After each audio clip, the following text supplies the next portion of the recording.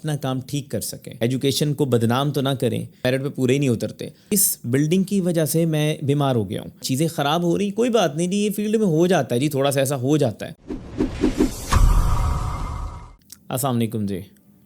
हम सब कहीं ना कहीं ऐसी जगह पे, ऐसे मकाम पे खड़े होते हैं जहाँ पे कोई और हम पे डिपेंडेंट होता है, और स्पेशली जब हम डिज़ाइन की बात करें, जब हम कंस्ट्रक्शन की बात करें, तो मैं ये समझता हूँ कि ये मैसेज आपस में शेयर होना बड़ा ज़रूरी है कि हम जिस भी फील्ड में हैं, जो भी काम करते हैं, जो भी ज़िम्मेदारियाँ हम उठा चुके हैं या ज़िम्मेदारी ले चुके हैं, अगर हम नॉलेज लेते हैं, पढ़ते हैं, एजुकेटेड कहलाते हैं या एजुकेशन ली है, तो उस एजुकेशन का मकसद, पर्पज़ एक ही है, और वो पर्पज़ क्या है कि हम अपना काम ठीक कर सकें।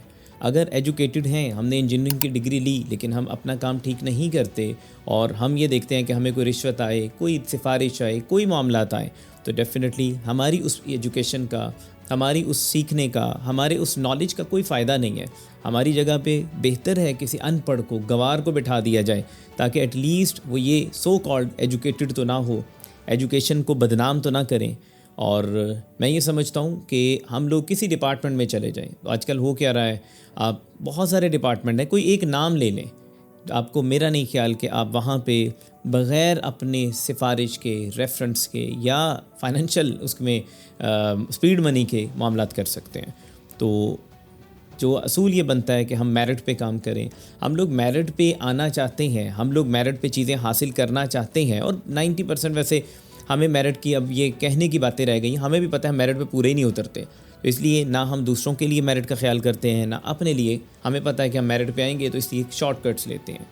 तो पर्सनली मैं ये समझता हूँ कि हमने जो जिम्मेदारियाँ उठाई एज एन आर्किटेक्ट, अगर मैं बात करूँ, डिज़ाइन एक बड़ा ही सेंसिटिव मामला है। सेंसिटिविटी के साथ, इसकी डेप्थ के साथ, समझ के साथ और केयर के साथ डिज़ाइन होना चाहिए।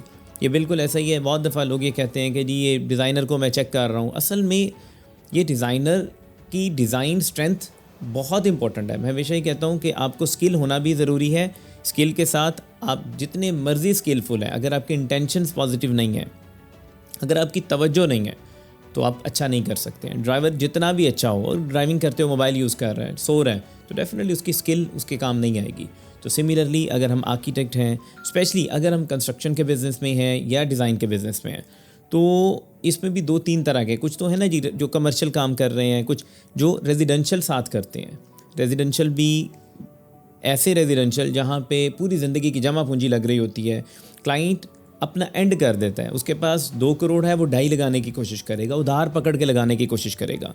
और ये बड़ी दफ़ा देखने में आया कि अपनी ज़िंदगी में नॉर्मली केसेस में एक दफ़ा घर बनता है, हम एक ऐसी जगह पे बैठे हैं, हमारी थोड़ी सी केयरलेसनेस, हम थोड़ा सा लाइंस लगाते हुए, बज़ाहिर तो ये लाइंस है ना जी, हाँ, उसके पीछे जो डेप्थ है वो एक अलहदा चीज़ है, लेकिन उनमें केयर नहीं करते, और हम ये सोचते नहीं कि हर लाइन का एक मीनिंग है, हर हमारे एक्शन का वहाँ पे इसके ऊपर कोई चीज़ बिल्ट हो जाएगी। तो हमारे डिसीजंस लेते वक्त, हमारा काम करते वक्त हमें इस चीज़ की इम्पोर्टेंस को समझना होगा कि हम जब डिज़ाइन करते हैं, और स्पेशली रेजिडेंशियल में करते हैं, तो बहुत एफिलिएशन होती है, अटैचमेंट होती है। कि अभी एक हमारा एक्सपीरियंस गुजरा कुछ अर्सा पहले, बहरिया टाउन में मुलाकात हुई मेरी क्लाइंट के साथ, और माशाल्लाह बड़े वेल एजुकेटेड और बड़ी अच्छी गपशप हुई माशाल्लाह, अल्लाह ताला उनको खैर आफियत में रखे, अच्छा लगा मिलके।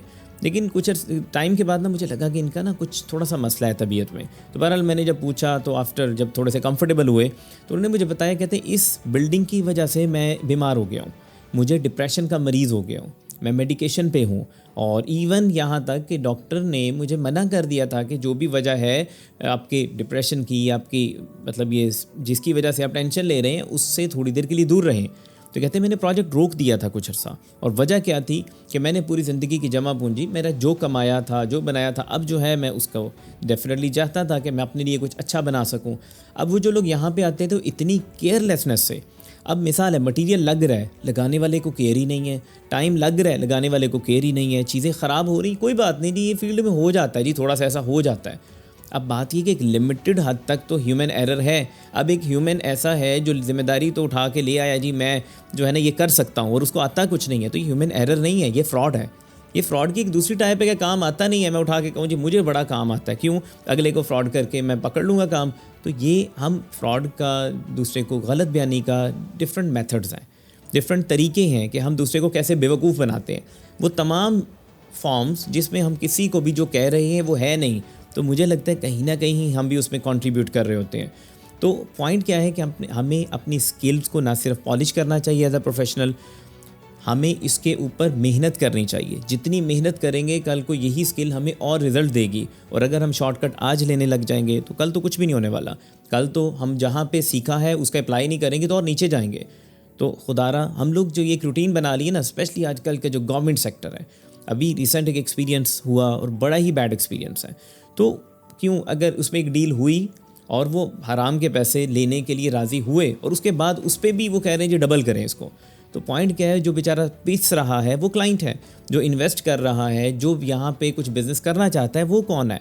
वो डेफिनेटली अगर हम थोड़ा सा उस फौरी लालच को छोड़ देंगे, सिस्टम बेहतर हो जाएगा ना, तो वो कई लाख आ जाएंगे हमारे पास, कई करोड़ हमारे पास आ जाएंगे। लेकिन वो तभी आएंगे अगर हम सिस्टम को चलने देंगे तो। और जो सूरत हाल हो चुकी है, मुझे तो कई दफ़ा ये लगता है हम सिस्टम को खुद चलने देना ही नहीं चाहते।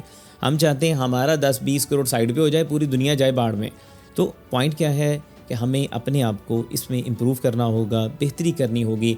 एज अ प्रोफेशनल जब हम काम करें तो दूसरे की जगह पे जाके सोचना होगा कि इस वक्त दूसरा मेरे से क्या एक्सपेक्ट कर रहा है। हाँ, हम 100% नहीं दे सकते, लेकिन जितना दे सकते हैं वो तो अपना 100% दें। बाकी जितनी हमारी स्किल में कमियां हैं उसको इम्प्रूव करें, और तब ही हमारी क्वालिफ़िकेशन, हमारी डिग्री हमें फ़ायदा देगी। Thank you so much.